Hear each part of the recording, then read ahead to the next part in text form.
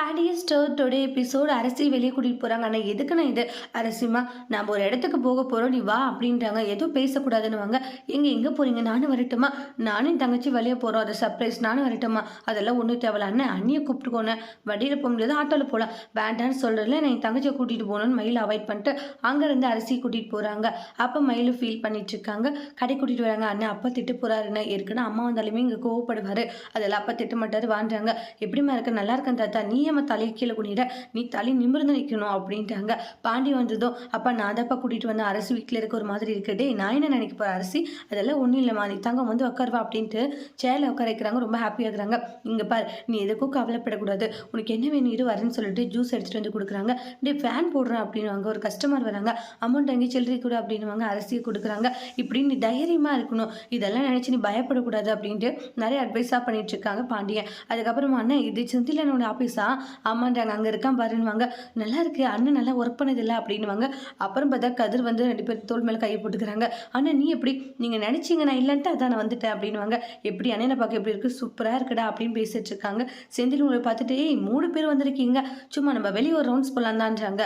சரி போயிட்டு வரலாமே, லஞ்ச் எங்கேயாச்சும் வெளியே சாப்பிட்லாம், ட்ரீட் என்கிட்ட காசு இல்லைடா, முதல் நாள் சம்பளத்தில் நான் வாங்கி தந்துடுறேன் அண்ணன், என்கிட்ட கொஞ்சம் இருக்குது, சரவணன் அண்ணன்கிட்ட கொஞ்சம் இருக்குது, அப்பா கொடுத்து அமிச்சிடறேன். என்னது அப்பா கொடுத்து அமிச்சிடறேன் அரசிக்காக? அப்படியா, சரி சரின்றாங்க. சரி கிளம்பலான்னு சொல்லிட்டு காரில் போகிறாங்க.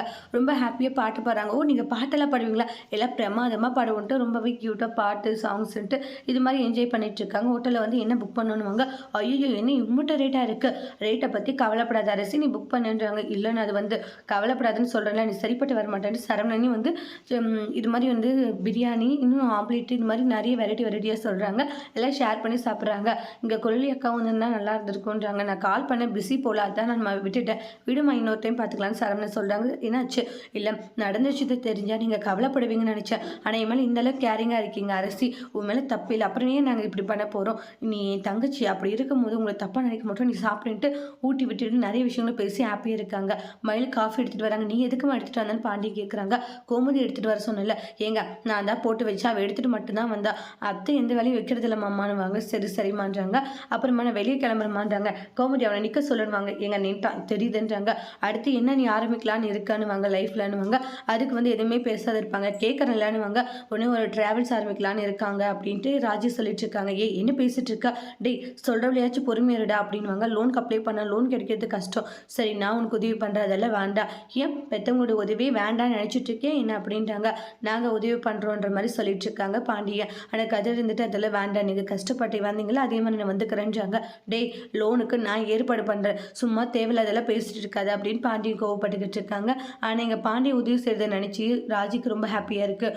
அதோட இந்த எபிசோட் முடிச்சிருக்காங்க. இனி வரக்கூடிய எபிசோடில் என்ன மாதிரி ஒரு டோஸ்ட் வரப்போகுதுன்னு வெயிட் பண்ணி பார்க்கலாம். தேங்க்யூ.